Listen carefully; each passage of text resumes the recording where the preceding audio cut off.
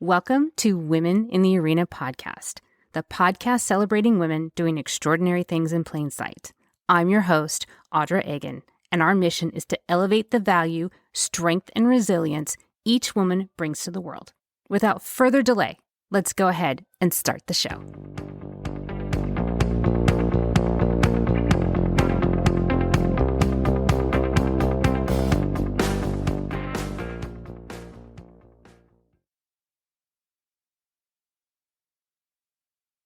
Welcome in, everyone, and thank you so much for joining me again this week. My guest is Natalie Baird King, and she is a survivor. She is a survivor of child abuse and also domestic violence. She has channeled that ability to survive into an entire career.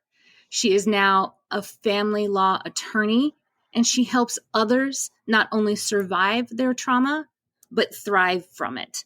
She's also an author of an upcoming book calling Forgiving Unforgivable, the 4 Essential Secrets to Overcome Trauma, Stand Empowered, and Step into Your Purpose. It is both my pleasure and my honor to introduce to you Natalie Baird King. Natalie, thank you so much for being here and welcome to the show. Thank you, Audra. It's such a pleasure for me and such a privilege as well. I'm really excited for you to be here. You and I immediately hit it off. We have a lot of similar backgrounds. We have a lot of similar experiences. And we used our previous trauma to trigger something better for ourselves. So I want to give you the opportunity for you to tell everybody who you are and what you do. I'm a board certified family law attorney. I've been doing this for about 21 years. My main area of practice now is mediation practice, where I help folks avoid going to court, going to trial, and help them come up with options to resolve their case so they're not spending a ton of money in the court system and with attorneys. And the delays the court system always does follow when you have to go through that system in order to get your divorce. My legal career was not my first career. I was a dental hygienist for about 12 years before I became an attorney. And what set me to going into law was because I had survived a really horrific time in my life where I had sustained a broken arm by somebody I was dating. And this monster stalked me for about a year.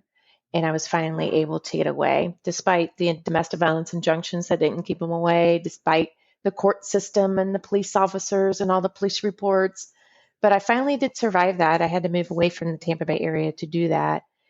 And when I got away, I woke up one day and I had a dream the night before that I was in a courtroom helping a woman get a domestic violence injunction inside of a courthouse. So that day I went down to the local university, which was Nova Southeastern University down in South Florida, and I applied to get into school. And that's when my legal career, or my ambitions for legal career actually started. And then after I finished my 4-year degree down there, I was able to get into law school right after. So you took that experience of survivorship, basically, and you used it to leverage helping other women in your same position. That's incredibly powerful because as a survivor, you could allow it to hinder you. You could allow it to be a disability, but you used it as your power and your strength. I did. And I think one of the hardest things is when you have gone through, and at that point I was 27 years old, and I'll tell all your listeners I'm 54 today. But up until 27 years of age, I didn't understand the impact of the childhood trauma and abuse of my father. And then that created a cycle of every relationship that I was in after that had some type of domestic violence impact. The relationship where that man had broke my arm, that was the worst. It was kind of like, it was the straw that broke the camel's back that I didn't want to live like this anymore. And I had lived many years as what I consider myself a victim, where I felt like I had a sticker or a tattoo across my forehead. It said, "Hey, if you want to abuse me, come date me." And I had lived in that zone for such a long time up until that point. And I woke up that day and I said, I have to make the change. I have to basically create something new. My identity is not, hey, she's an abused child. My identity was not, hey, she's a victim of domestic violence. I had to wake up one day and say, no, I'm not those things. I don't want to live in that type of mindset anymore. So that changed for me, and it catapulted me into a career that I never would take to where I'm at today. I never had dreamt that I would be where I am today. That's where it all started. Is it really was a mindset for me to change my perspective for my present and future at that moment in time. It was the best decision I ever made, of course, and it wasn't easy. It was very hard. And when I say hard, it wasn't just the educational piece of it, and it wasn't just the persistence and the financial piece of it, because law school is not cheap, but it was the emotional and psychological aspects that I really had to work through to get to the place I'm at today. I can understand that, and I can relate to that because you grew up in an environment where the abnormal was normal for you. So that was your normal level of expectation.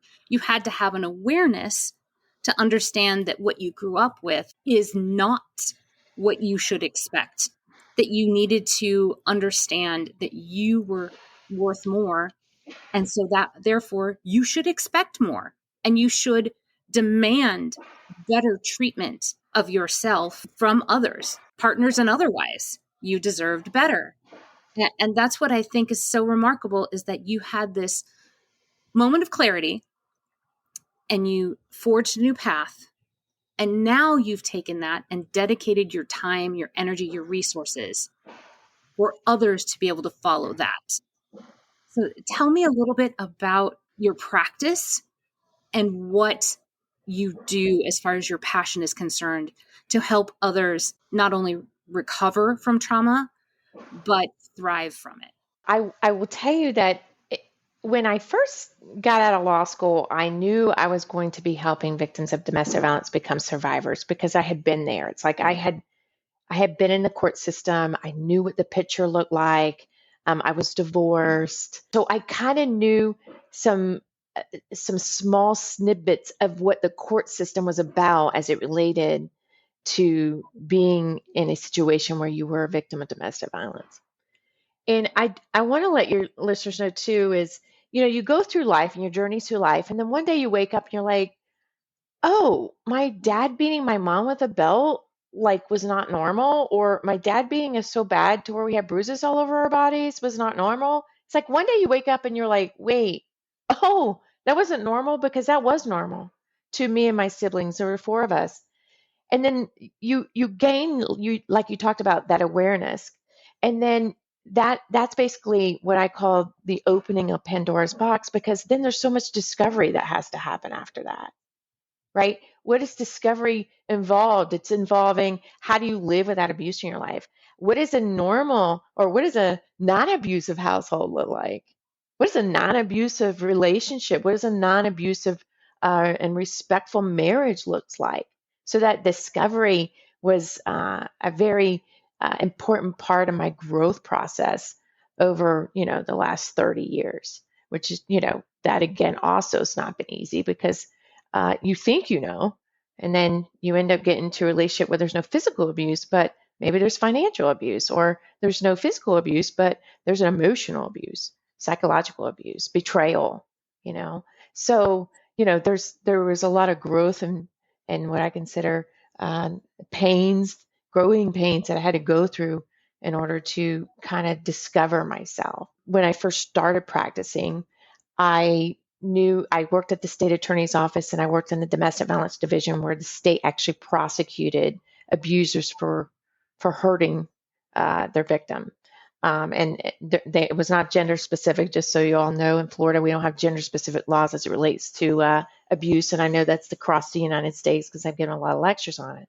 So whether it's a same-sex marriage, whether it's a heterosexual marriage, or whether it's a man abusing a woman, or a woman abusing a man, it goes across all different dynamics of any type of relationship and genders and diversity. So I did that for a good year and a half, and I became extremely disenchanted. And the reason for that is because our court system is not really set up to resolve anything. Most of the cases that I had was women that were the victims, and that's because there's 1 out of 4 women that are have been a victim of domestic violence, and there's 1 out of 7 men.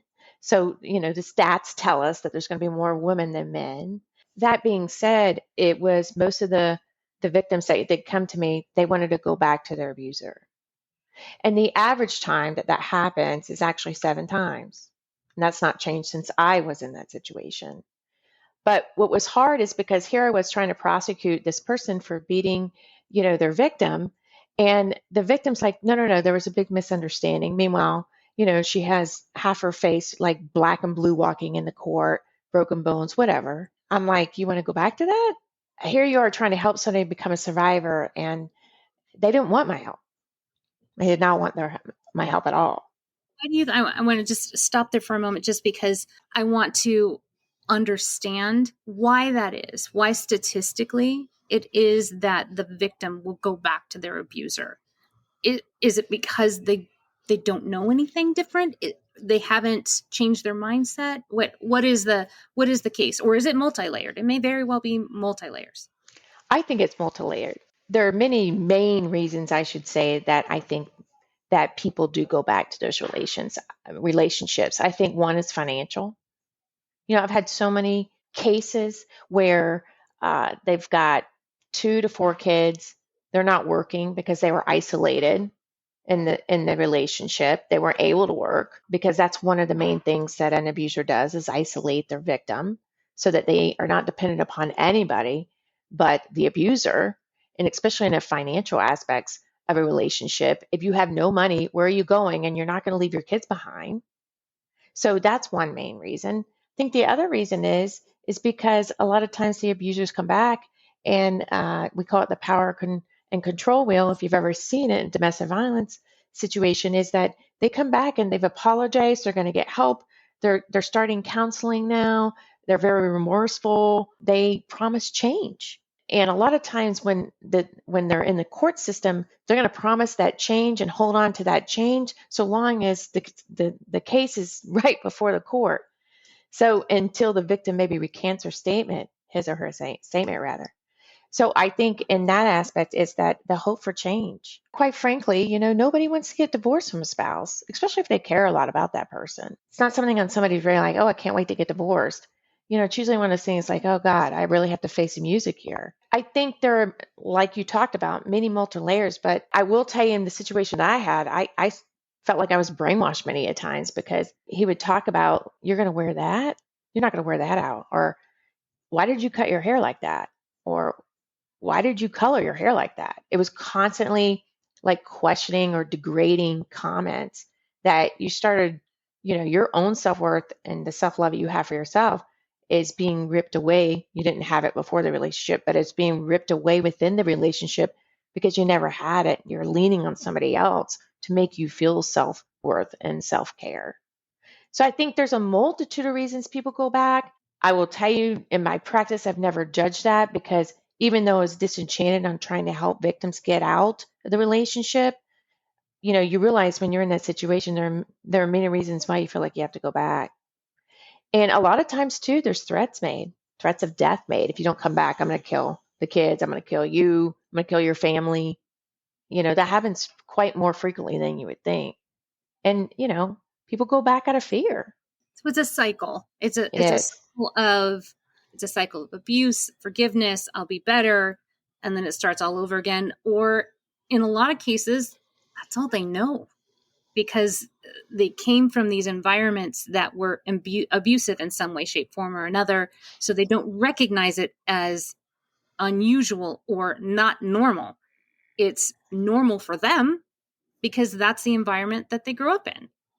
And so I know that there is a period of, as you've discussed, you have to reprogram yourself. You have to change your perspective. You have to have the audacity to expect and reach for more than anything than you have ever experienced before in your life. You had nothing to refer to it as. You have no baseline. But now you're saying, I have just an inkling of self-worth and investment in myself that I'm going to reach for just a little bit more than what I know. And that's exactly what you've done with your practice. That's right. It starts with, like we talked about, discovery, but it really ends with self love. Because people, we as humans, people that love themselves and they respect themselves don't allow other people to disrespect themselves. You know, they don't disrespect themselves and they don't disrespect the person that they're with. So when you learn that you have self respect for yourself, you decide that you're going to have boundaries. So after that relationship, I had a really tough time trusting any man because the very first man that ever hurt me was my father. And then I was married and that person hurt me. And then this was, the straw that broke the camel's back. But dating anybody, I had this like huge wall around my heart, right? Like nobody was getting in, right? So, and I wasn't going to be vulnerable in any way. And these were, of course, the discoveries we talk about, but it took a long time for me to understand what self respect really means. I remember dating somebody in law school, believe it or not, toward the end. And I said, I only have two requirements. You can't cheat on me and you can't hit me. You can't physically abuse me. And you would think those would be great boundaries. And like, you're like, that's not much to ask for when you think about it. But in my mind, it was like a lot to ask for, right? That was like a lot to ask from somebody. And that's where my self-respect started to grow, is creating boundaries that were safe for me and created boundaries of things that I was not willing to tolerate in any type of relationship, whether it be a friendship or a romantic relationship, a partnership, or anything like that. Is that why, as you started to do some self-discovery and gain more self-confidence and love for yourself, is that why the system started to disenchant you and you recognize that the system is failing? Is that where you're like, I got to do something different because this isn't working? Yeah, I would absolutely say that. And, the reason why I went to law school is to help people get out of those situations. And I wasn't able, or I felt I wasn't able to make an impact, or I wasn't able to actually convince them, like, don't go back to that. Right.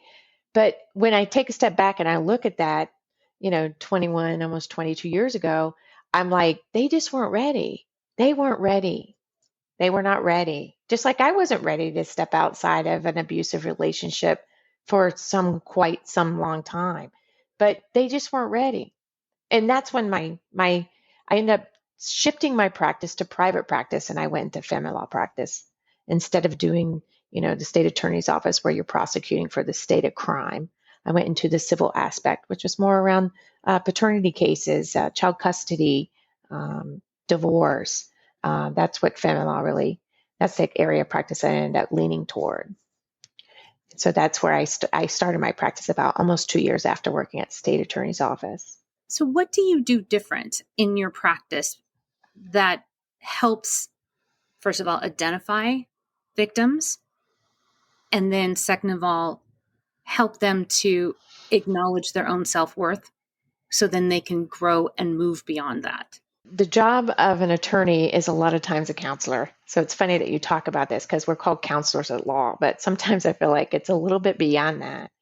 And I was sought out because I was very publicly open. I did a lot of keynote speaking. I did a lot of educational seminars within our community, the judiciary, the legal community, even the media. If there was any type of domestic violence case that came, they would come to me and I talk a little bit about it. I was very transparent, open publicly about being a survivor and the legalities actually surrounding domestic violence. The hardest part is most of the people in my family law practice, they were done. They were getting out.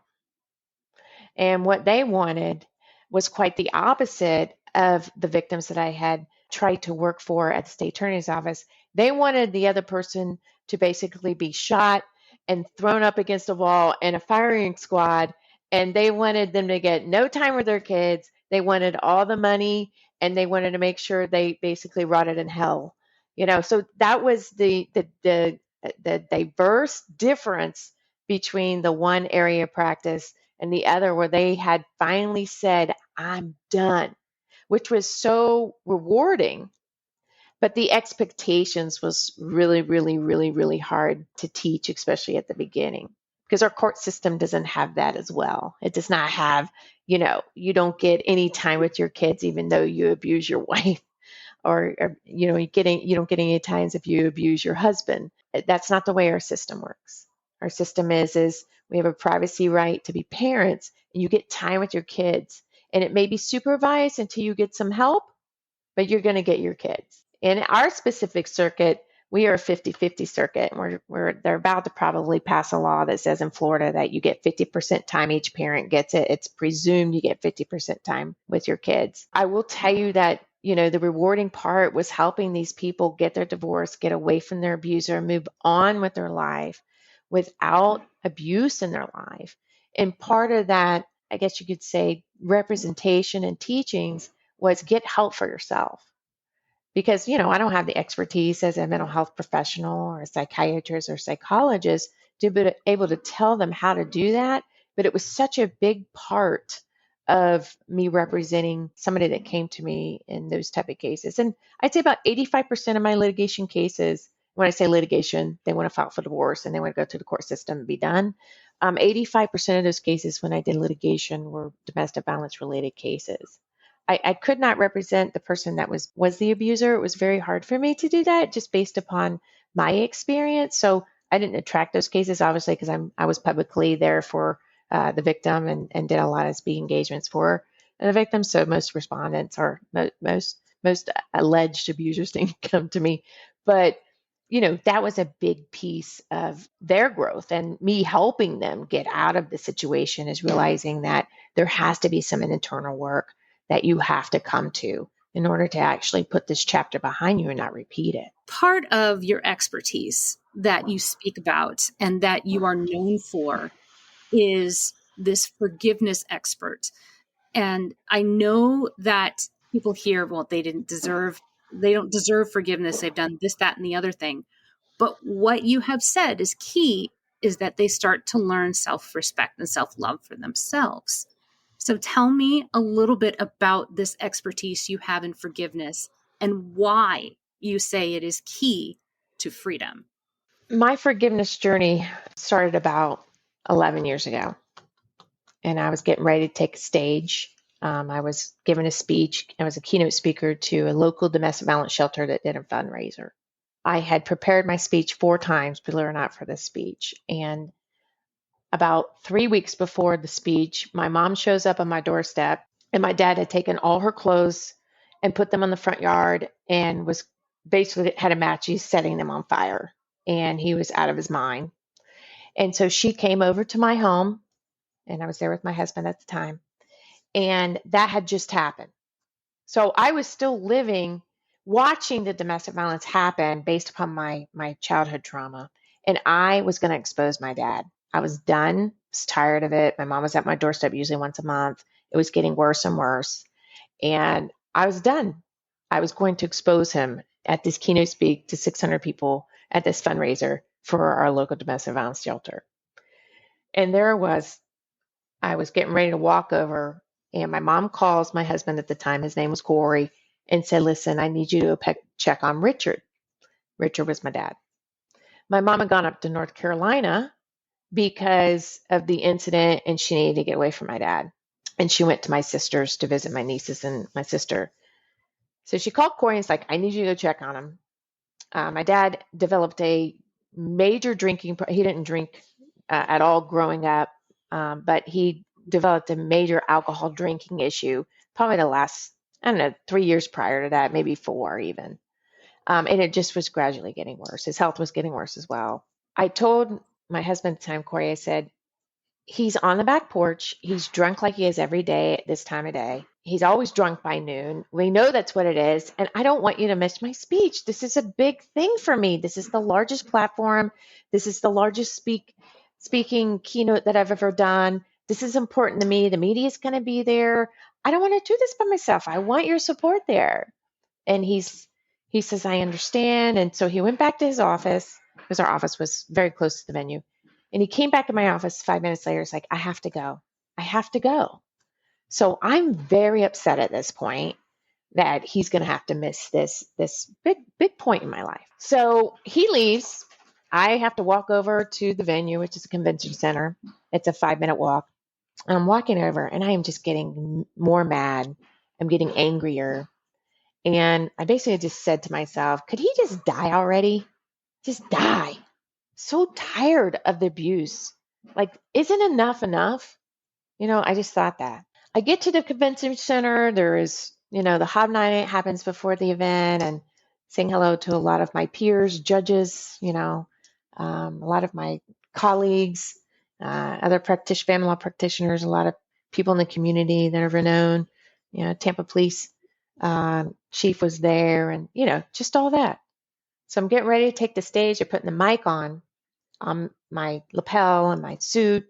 And my friend comes over. His name's Jason. And it's like, hey, Nat, Corey's calling. He needs to talk to you. It's an emergency. And I just knew at that time, something's wrong. I answered the phone. I said, hey, Corey, what's up? And he's like, Nat, your dad's gone. And I'm like, what do you mean gone? He's like, he's dead. He's gone. And I fell to the floor. I was never able to take that stage on that keynote speech that day. And that was the day in which my journey of forgiveness started. And I will tell you that there was 2 reasons why I really had to figure out what was going on in my life. Even though I had all these accolades and I had won all these awards and I had done a lot of media and I was doing a lot of speaking engagements and educating a lot of people, there was this part of me that was still resentful and angry of all the abuse that had happened. It was still happening and it was like in my face, with my parents and my mom staying. And it's like all this trauma was constantly bubbling up. And so I knew there were 2 things I had to do. One was I had to forgive my dad. And and I didn't know how I was going to do that because he's gone now. And the second thing is I had to forgive myself because I'm like, oh my God, I had all this shame and guilt. My dad heard me say that on my walk over to the convention center. I'm never going to be able to forgive myself. Like, what if I caused his death? Like, I know that sounds kind of ridiculous, but at that point, I'm like, what if I'm the person that caused him to die because I thought that? That day was the first day of the beginning of my forgiveness journey.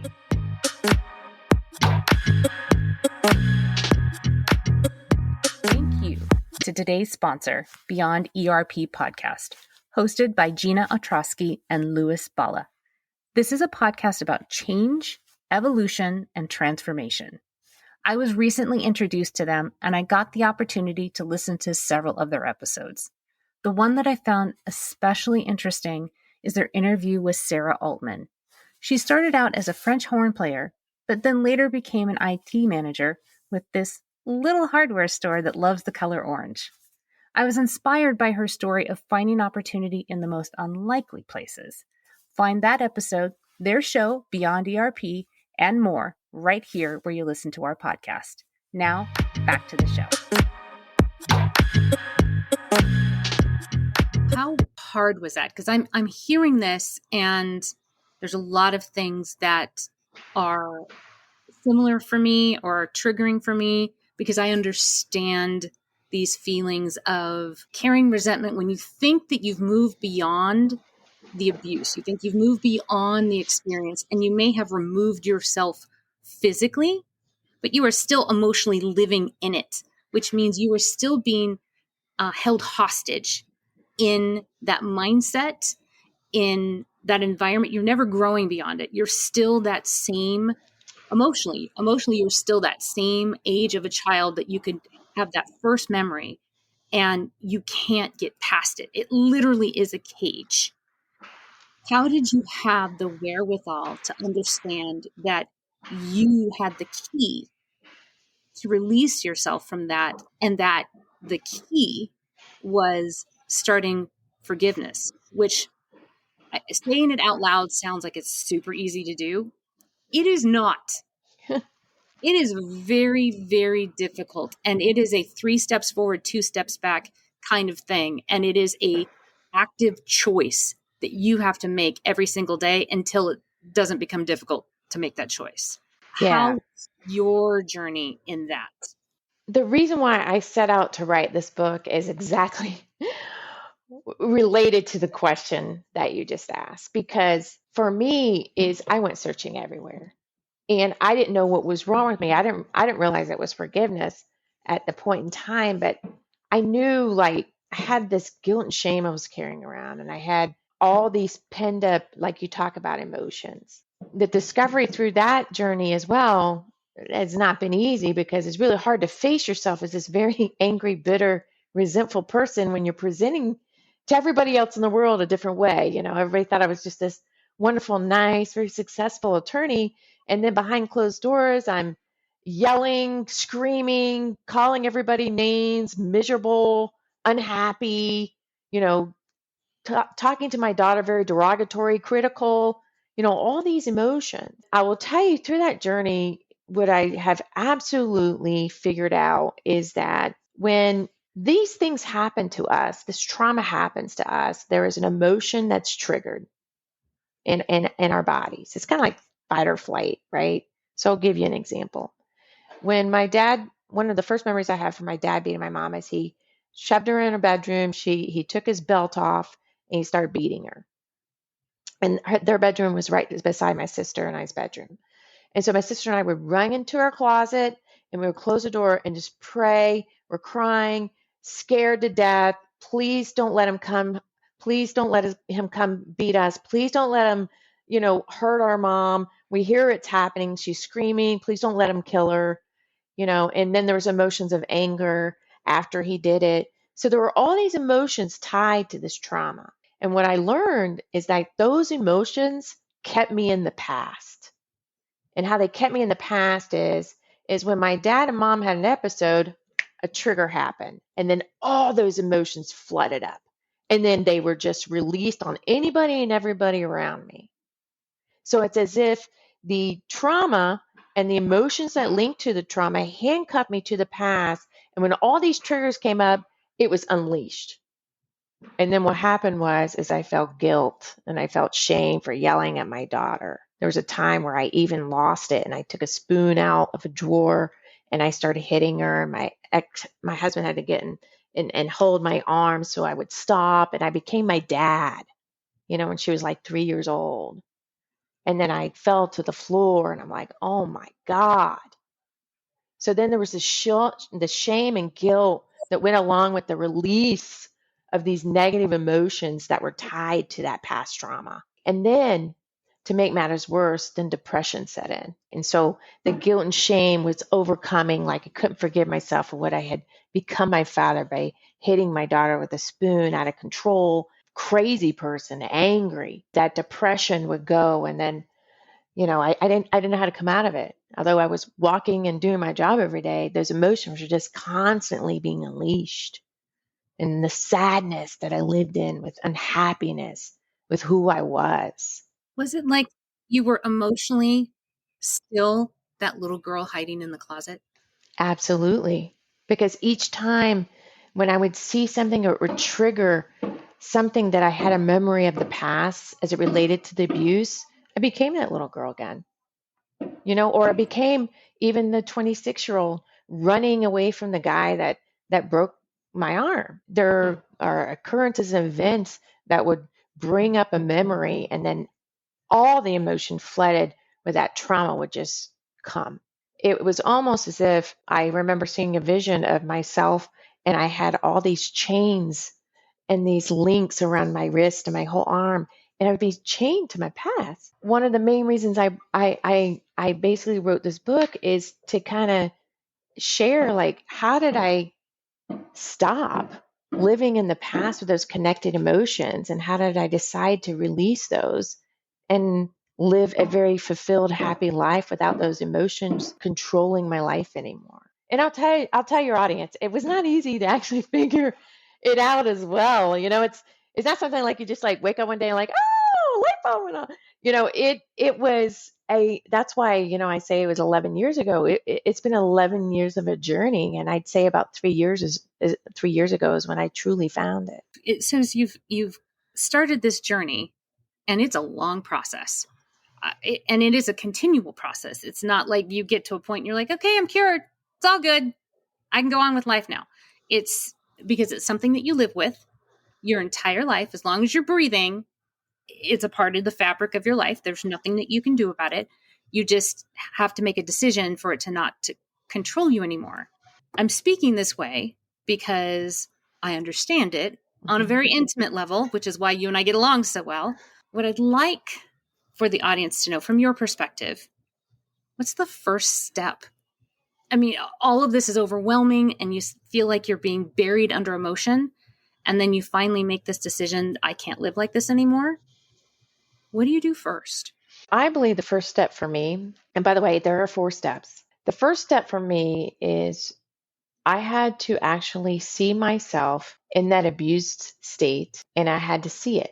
As an observer, I did not relive the abuse, but I had to see it for what it was. I had to see it as abuse. I had to admit that it was abuse, and I had to see that trauma. For me, it was several events. It may only be one event for you, but it for me, it was several events, and I had to see it from afar as an observer, and I had to see the abusive situation happening or have happened. So that's the first thing. I had to come and face that. And I will tell you, that's probably the hardest step. And it was not easy for me. I actually gained help. I will share with your audience that I actually came to understand that step through ayahuasca. And I know that is something that's probably very controversial in today's world, but that's something that actually taught me how to see that from afar. There are many methods, and I'm not telling your audience that ayahuasca is best for everybody, but there are therapy. I've even heard yoga, breath work. There are psychedelics like ayahuasca. There is meditation. And I can tell you that that's been a huge part of my healing as well. There are many methods that if you can't sit and you can't face those things, there are methods to help you actually get back to that place to understand I'm the observer. This is what happened to me. Yes, this trauma happened. It happened. This event happened. And the second step is like right near that. And it's very short. Once you recognize the event happening, is you have to feel what you felt. So when I think about, I talk about the closet with my sister, what I felt was fear, uncertainty. Am I going to die? And I also felt anger. And after it happened, I hated my father, resentment, bitterness. Those events were hooked to that one event. And I had many, but just that one event, I had to feel those emotions. And I had to ask myself, when do I have those emotions in my life? And I had to get real because it was daily. I had anger every day. I had resentment, bitterness. I had fear. My life was, all decisions was based on fear. Every decision was based on fear. I had to realize I was walking in life and everything that I did or did not do, decisions I did or did not make was based on fear. And I had to recognize that those emotions lived in my life every day. And I had to feel what those felt like in that closet. And then the third, I had to do one of the most amazing parts of forgiveness, which is to recognize that the forgiveness was never from my father. Forgiveness is never for the person that perpetrated the wrongdoing on you. It's for you. The only person that needed forgiveness was me. And what I mean by that is this. I had a therapist when I was writing my book. I did a lot of interviews with therapists that deal with, their clients or patients that are dealing with a difficult time forgiving someone. And how he described it was, he's like, you have this trauma or this wrongdoing that happens in your life. For me, I'll give an example of me. So, my dad beat my mom and he beat us. What happened is he took all of this pain and suffering and he basically put these rocks in a backpack. And then he decided to put that backpack on me. All right. That's the result of the abuse. So throughout my life, I have this backpack of rocks that I've been carrying around my whole life. And I'll tell you, a backpack of rocks is heavy. It starts wearing on your body, your organs, your bones. Physical manifestations are happening. Mentally, psychologically, you're dying because you can't carry it around anymore because it's just so heavy.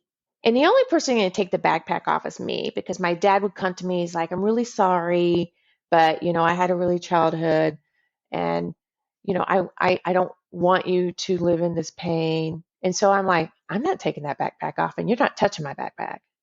You're not touching my rocks. You're not touching my backpack. And you know why? Because when I needed a rock to throw at my dad, I wanted an easy reach. I wanted to reach back for those rocks, and I wanted to be able to throw it at him and have him, feel the pain and suffering that I had felt my whole life. There's no way I'm taking that backpack off. Until one day I realized, I'm like, why am I carrying around these rocks? It's killing me. I can easily take this backpack off. I don't need the rocks. I don't need to cause pain and suffering. I just need to forgive so that I can take the backpack off and live this happy life because I don't need the rocks anymore. I don't need them. Once you realize that, forgiveness becomes a pretty easy aspect after that, because once you realize the forgiveness was for you and it was only for you and your heart and your soul to forgive, when you take it off, it's like the fourth step happens automatically. It's like you're able to release those emotions. I'm no longer tied to the past. I can think about every single traumatic time that happened to me in the past between me and my father and every man that's ever abused me, and there is no pain. There's gratefulness. There's gratefulness that those things happen to me, because I wouldn't be sitting with you today and talking with your audience today if those things didn't happen to me. I couldn't make a difference like I am today without those things happening. So that's why I'm so grateful. I get to accept freedom in my life. Release and freedom is the last step. I'm allowed to release those emotions. I'm no longer tied to the past. No longer. I am not I am not the product of an abused child. My identity now is about love and gratefulness, right? That's how I would describe myself. I'm able to release that, and I'm able to accept the freedom, because the freedom comes when you're able to release that and you're able to live happy. I had a cat pass away. It was the sweetest cat I had. It was 4 months ago. In my old life, if I had any death or something pretty traumatic like that happen, it just sent me into a whole whirlwind. I'm like, I don't know why I'm happy. I can't, I just am so unhappy. And that would be a result of something occurring in my life. And although that was very sad about my cat dying, it didn't send me into that place like it always did, which is the place of depression, like I'm never going to be happy. And mainly it's because that I had released emotions that dealt with trauma, really did. And I think if you can wrap your brain around understanding those 4 steps, and you're willing to explore, those 4 steps, I think anyone can get there. And I know I talk about forgiving the unforgivable, because I don't think there's any act that is unforgivable. I really don't. And especially given, my traumatic past in the past, there's been a lot of bad stuff. But I think when it comes to forgiveness, I think it's not about looking necessarily it's definitely not looking about not doing it for the wrongdoer. It's definitely doing for yourself. There's one more thing I have to say in regards to the 4 steps. And this is some research I did. There was a Holocaust survivor, and his name was Weinhofer.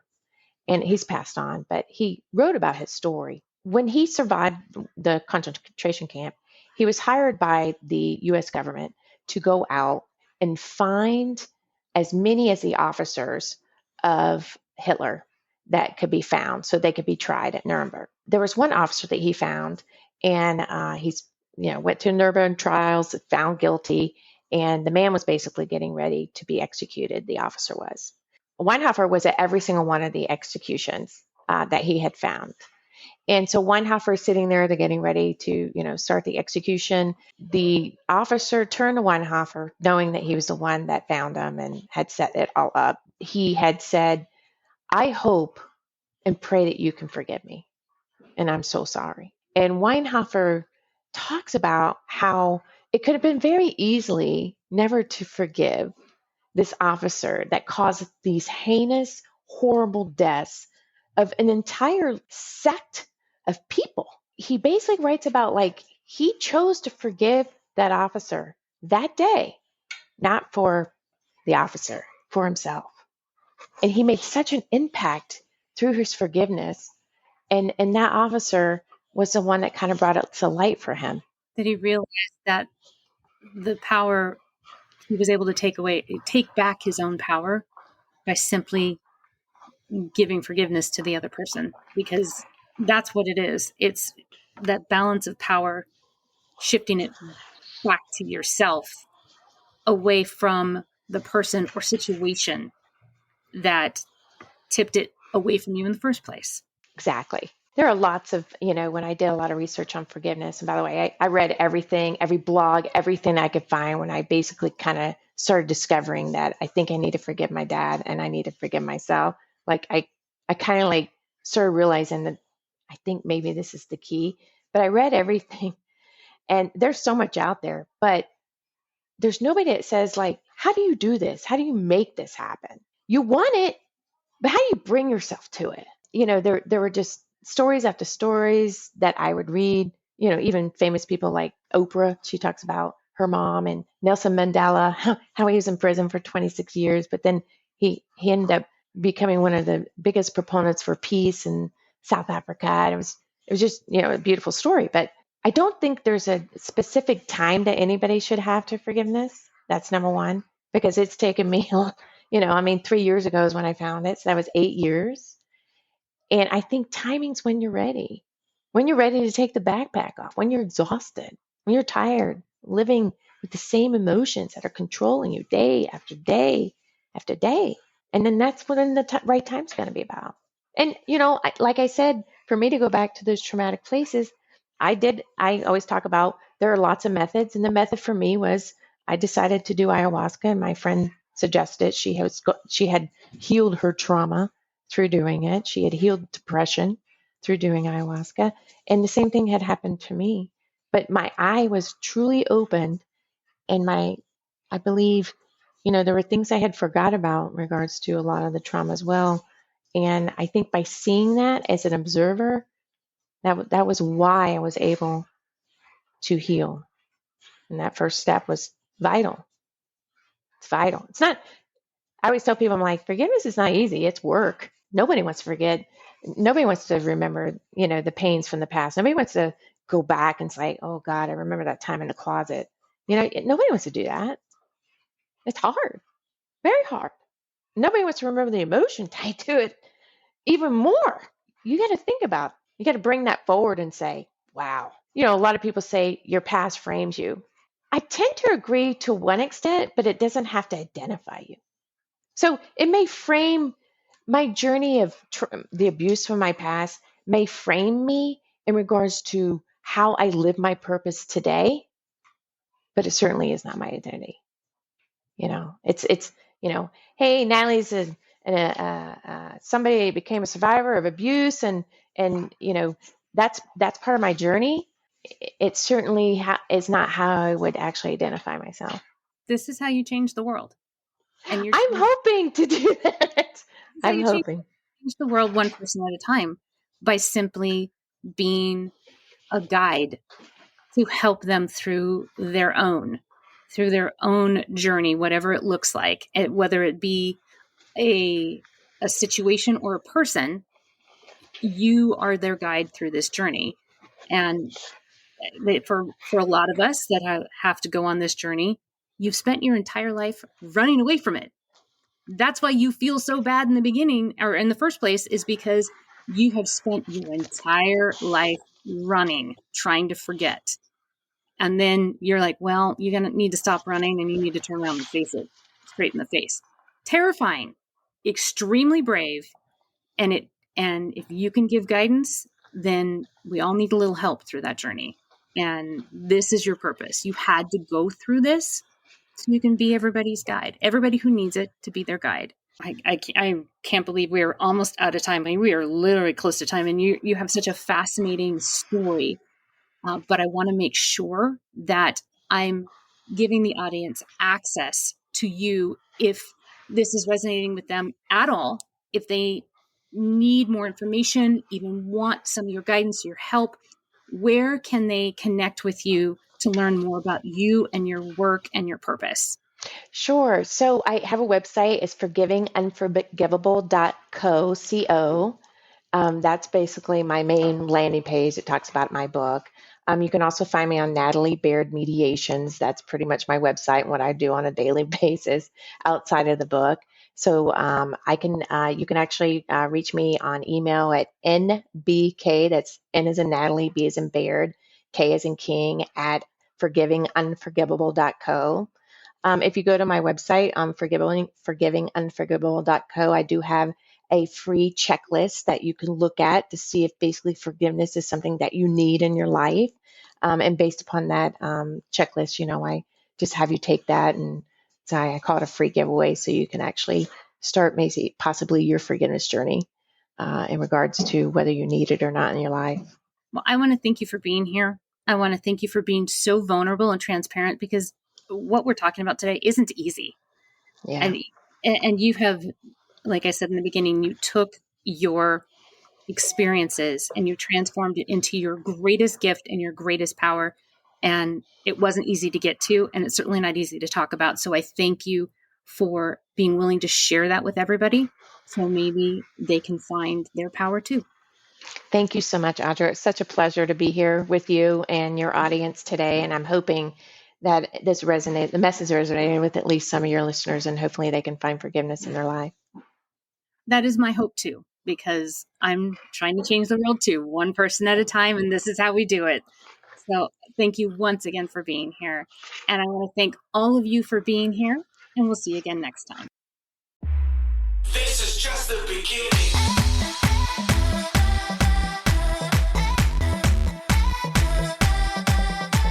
That's our show.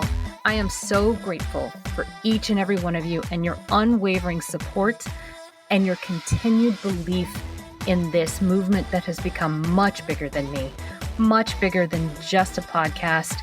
It has become this forward momentum that we are all doing together. If you are ready, or you know somebody that is ready to tell your story and share your value with the world, please connect with me. You can reach me at audra@womeninthearena.net. I am so honored and thankful that you will share your story with me, and I'll make sure that it is well taken care of. I will never stop thanking each and every one of you, and I cannot wait to talk to you again next week as we share another woman's story and we celebrate her doing extraordinary things in plain sight. We'll see you next time.